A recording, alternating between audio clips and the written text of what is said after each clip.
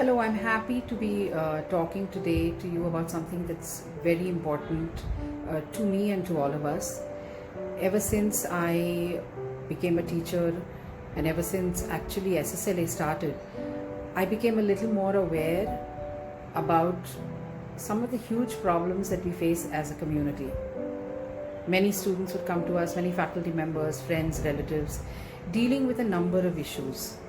One of them that concerns me hugely, and I feel that all of us can play a huge role in being a support system for our loved ones and our near and dear ones, are those concerning mental health issues and related problems. I think SCEW is doing a wonderful job of bringing this to the forefront. As a community, I think we are uncomfortable having uncomfortable conversations. I think the things that scare us, automatically we try to sweep under the rug. But these are exactly the things that we shouldn't be afraid of dealing with.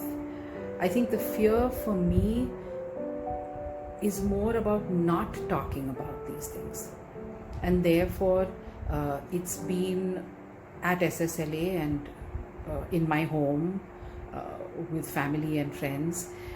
It's been important for me to be able to talk and to try to influence people around me to take comfort in being great listeners, in being great support systems. I think the importance of kindness is something that probably we don't talk about that much. Being kind is something that is so much more important than just the word suggests. I think it's equally important for schools, for families, for communities, for the media to literally dust the dirt off these conversations, make it okay. I look forward to a day when people will not worry about being judged. People will not be afraid of being judged. And people will more or less assume that they will receive kindness and that they will meet kindness. So these are my thoughts. I think the value of who we are and the value of the life that we've lived is so much more than just the positions we hold, the money that we earn, the success that we have, the jobs that we hold, but more in terms of the lives that we've been able to touch and the comfort that we're able to give people. And I've always felt that even if we can't help people, I think the biggest joy and comfort that we can give is be kind enough not to judge. So mental health, emotional distress, coming to terms with who we are and learning to accept who we are, learning to accept who our friends and family members are, and moving ahead with kindness and compassion, and not judging, constantly being aware of the fact that we keep reassessing who we are, and kind of like a little audit, that I hope I'm not judging anyone, and being conscious of that because we grow up with this, I think would be my goal, something that I try to strive towards every single day. Thank you so much. It's a pleasure to know that the Symbiosis Center of Emotional Wellbeing is celebrating the Mental Health Week from October 5 till October 10.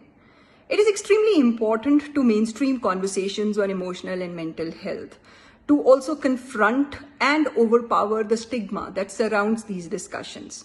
I think the Symbiosis Center of Emotional Wellbeing has been instrumental in creating a very empowering environment across the campuses of Symbiosis, where these conversations are far more open, normalized, and extremely and existing in an extremely supportive environment. I wish the team a phenomenal success as they celebrate this week with a deep commitment to overall well-being at their core. I think I should take this opportunity to express acknowledgement to the Symbiosis International University, to the Symbiosis management for creating an independent center which takes care of the emotional and mental health needs of its students, staff, faculty alike. And I think this is just the beginning for SCEW as they continue to empower each and every individual of the Symbiosis family to look after them in more than one ways. I wish Team SCEW the very best.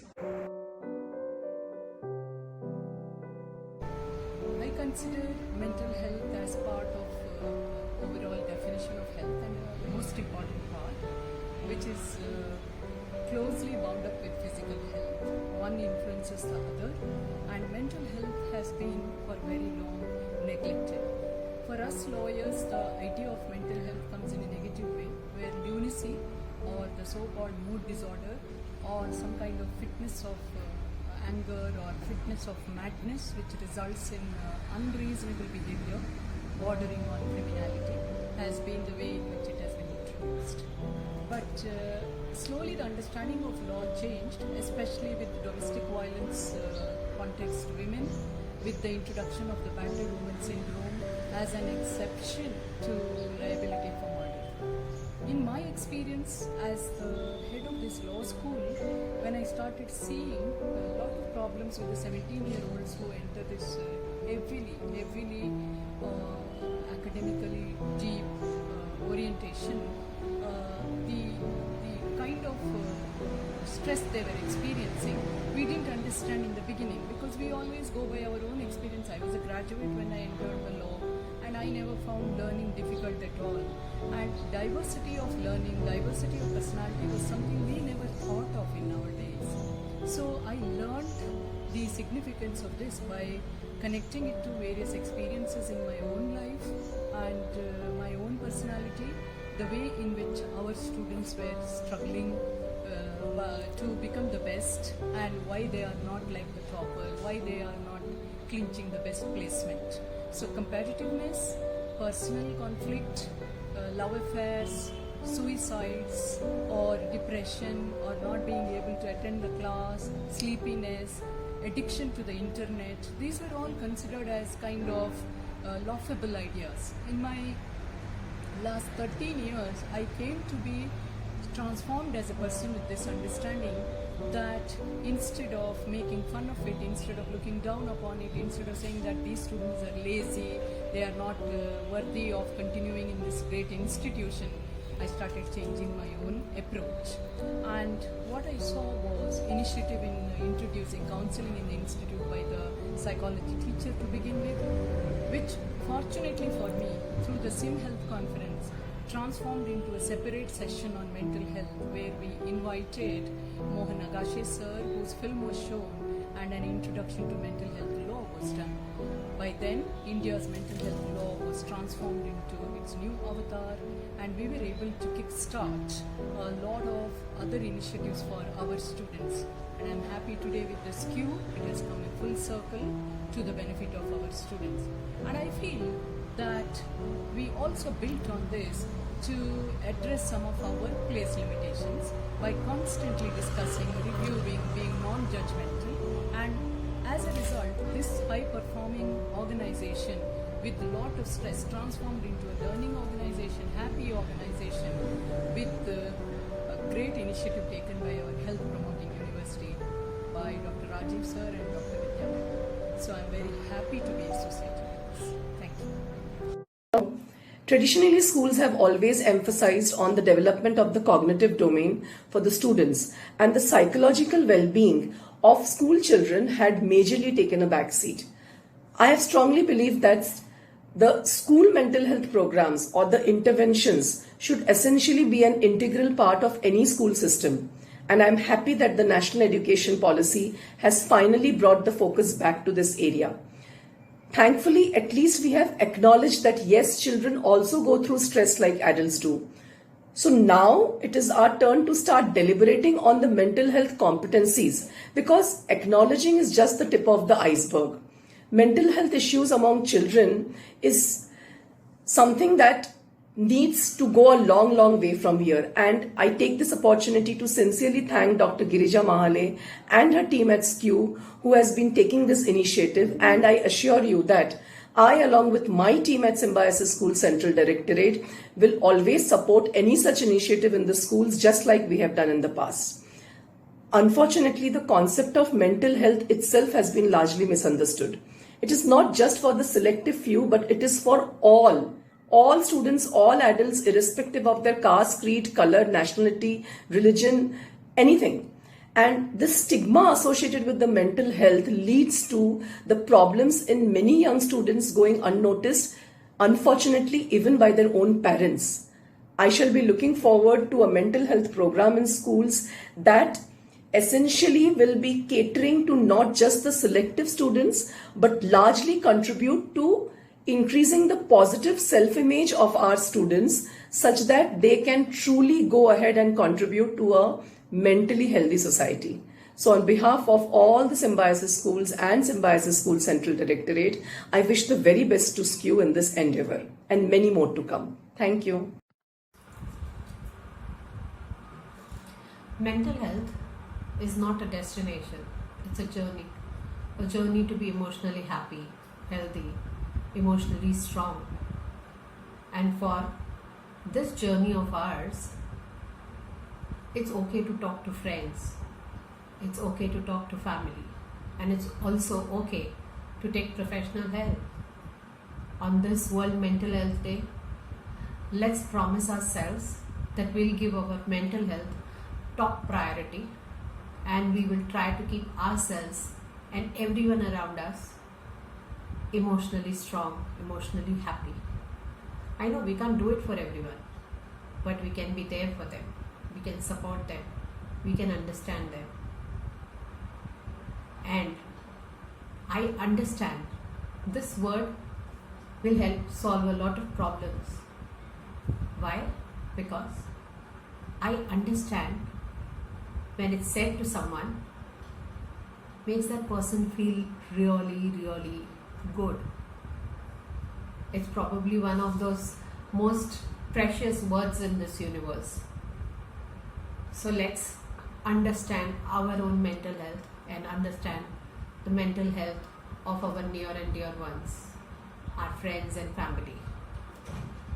Let's aspire to be emotionally, mentally strong.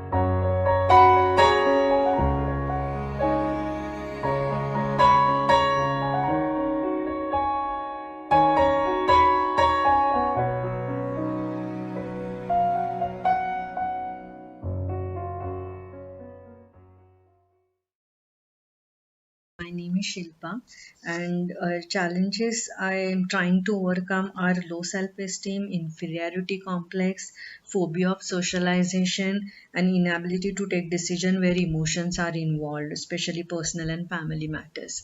So, counseling and medication definitely helping me to handle my depression, concentrate on my work, and even how to get involved in the hobbies which I already have developed. What I have learned from my challenges is I have learned that whatever has happened in my childhood, those traumatic situations and memories, it's not my fault, and I'm a very good person. I love myself a lot. I should love myself, and feeling low and depressed is okay as long as you know the trigger, and you know where to seek help, and that's it. That's what I want to tell. Hi, my name is Emil Giotto, and I am here to speak a couple of things about mental health. Mental health illness is something that most of us have experienced or is going through at present, but still ignores or is unaware of it. Consider my life as an example. I have experienced this mental illness or mental health deprivation in my life caused by academic pressure, breakup, etc. It was a struggle for me to overcome this challenge. How was it that I was feeling, or what was it that I was experiencing? It ranged from unreasoned unhappiness to unexpected expected breakdowns, feeling of constant loneliness and fear of it combined with increased tendency of avoiding people, fear, anxiety, addiction, fatigue, tiredness, and so on. I overcame my spell of this phase with the help of my brother and my friend, who were the supporters for me, and sometimes that is enough. This episode of my life have helped me understand myself than anything else. I know I still have a long way to go, but I'm happy that I could take the first step of that journey. Every long journey starts with one step, right? Someone out there might be able to identify with some of this or even all of this. To them, I want to say that it's too shall pass. I know I say it in the privilege of being able to identify and understand it, the privilege of being helped. But to someone out there who is not privileged, I want to say that I know it's hard, but you will make it out of this because you matter, your life matters, and your dignity matters. You have a long way to go and an irreplaceable space to occupy. So ask for help. Let's talk about it. Mental health matters. And to the people around, don't judge. Just listen. That's all that is being asked. Thank you. Experience and thoughts on the event of the World Mental Health Day. My feelings of sadness, unease, tiredness, negativity all came over at once. I wouldn't want to eat or sleep, and everything seemed hopeless, and I lost the will to live. That's when I remembered about SCEW and the services they offer. At first, it was difficult to accept that I could have depression, but I found a way ahead. I understood what depression means, what I can do to work through it, and I learned what to do during times of intense sadness. I'm glad I received the help I needed at the right time. Through sessions, I got a chance to introspect, I rediscovered my own strengths, and I learned where I was going wrong and understood how to avoid making the same mistake. My confidence increased. I found the light at the end of the tunnel. I realized I was stronger and more resilient than I thought I was. With the help of my counselor and my own efforts, I was able to be aware of my own mental health. There are a lot of people going through what I went through, and it's my sincere request that you reach out to someone. You will find somebody who will listen to you. Your mind will play tricks on you, telling you that this is the end and that I cannot go on. Don't listen to it. Give your mental health the care and compassion it needs, and remember that experience allows you to grow into a stronger person. Thank you. Jagruti Patil.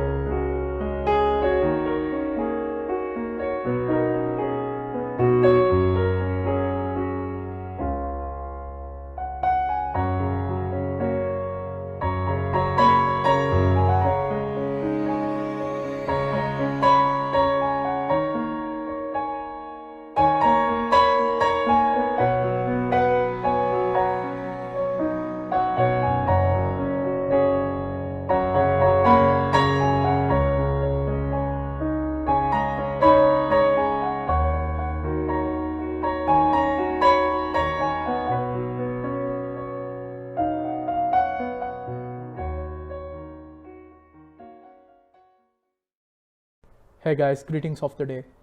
Hope you all are doing well. My name is Vishal Ganti and I'm a proud engineering graduate from Symbiosis Institute of Technology. Over the years, I've been battling multiple complex mental disorders such as schizophrenia, mood disorder, and depression. It is during this difficult period of time I slept for 17 to 21 hours a day. I didn't eat anything. I didn't feel like eating anything. I had zero motivation. I hit the rock bottom and I was completely incapacitated. I had no zeal, I had no enthusiasm, I had no courage. I had nothing in my life. That's when I discovered SCEW and I sought professional help of Girija ma'am and Ketki ma'am. Girija ma'am and Ketki ma'am instilled a lot of confidence, courage, enthusiasm, and motivation in me. If somebody told me a year ago I would be alive interacting with all of you, I would have laughed them out of the room. If it weren't for SCEW, Girija ma'am and Ketki ma'am, I don't know if I would be alive, let alone being in a good position. I am always eternally grateful to Girija ma'am, Ketki ma'am, and whole of SCEW. In my honest opinion, I feel SCEW is truly God sent. If there's one takeaway, it is this: never give up and don't lose hope and faith on yourself. Always keep moving forward, keep pushing, and you will come out on the brighter side. And you will come back stronger. And you will thrive forward. Thank you very much. You came alone, you will die alone. Nothing matters what you own and who disowns. You are your alone warrior. Don't conflict yourself in emotional barrier. You could be impatient or could be in crazy head. But for emotional traumas, you are never a patient. What a world lets you down. Enjoy the self company and make yourself shine. Grasp a hold of moving a change and see how time amends. You are your own warrior. Carry yourself out of all barriers. God only knows what you have been through. God only knows what's real you. So just close your eyes and have a look through. You are your alone warrior. What if your eyes shed tear? Emotions are worth to feel and show. Don't hold it, just let it go. And trust me, you came alone, you'll die alone. Nothing matters what you own and who disowns. Written and voiceover by Sid.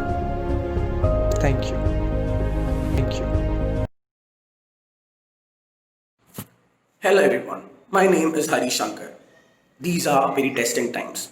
We face our problems and battles each and every single day. And at times, we build a narrative around these problems that, hey, we are all alone. We have to take care of ourselves. And for this, we need to be built like a wall. We need to be really strong. But then, this leads up to building a lot of anxiety and stress. We become a dam which is about to break with a lot of emotions. So what do we do at times like these? Sometimes all it takes is to have a conversation with someone about your problems. All it takes is just one person out there saying, hey, I'm there for you.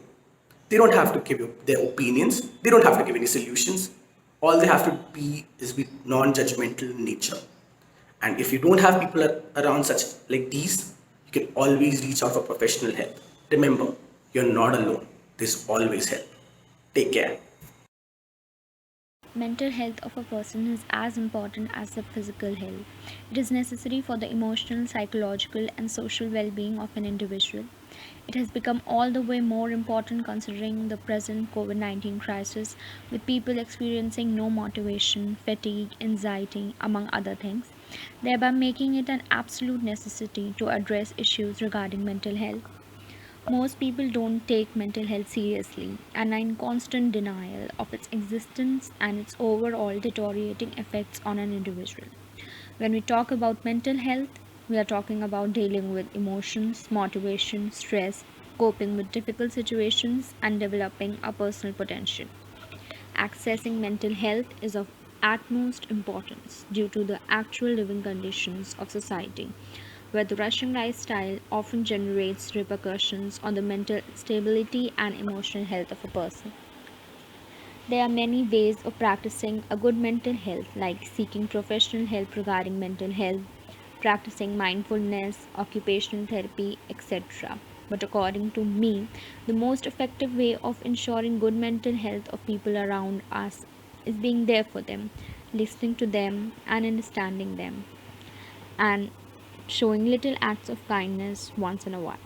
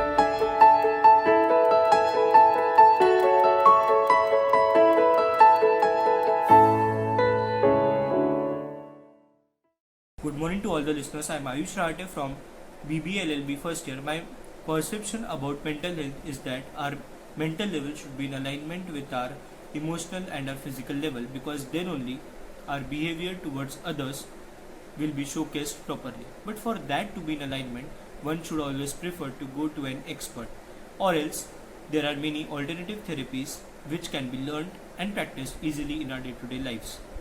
There are many mental experts like psychologists and psychiatrists who provide medications and various therapies like CBT, DBT, MBT, etc.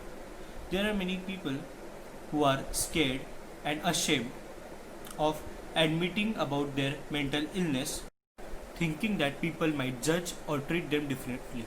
But if the situation is like this, then those people should be the ones to go to an expert, because this is just like any other physical illness, and thus it should not be thought differently.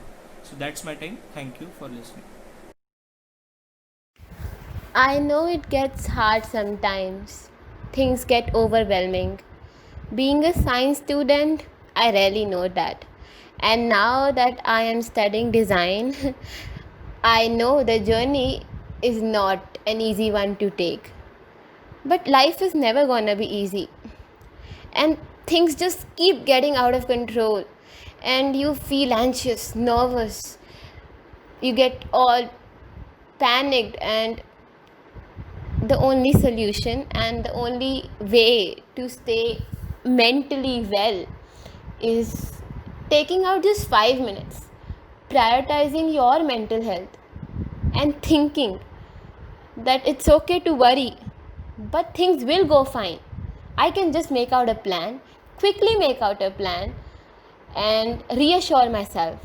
If you are not able to do this, then you can just call your loved one and they can reassure you.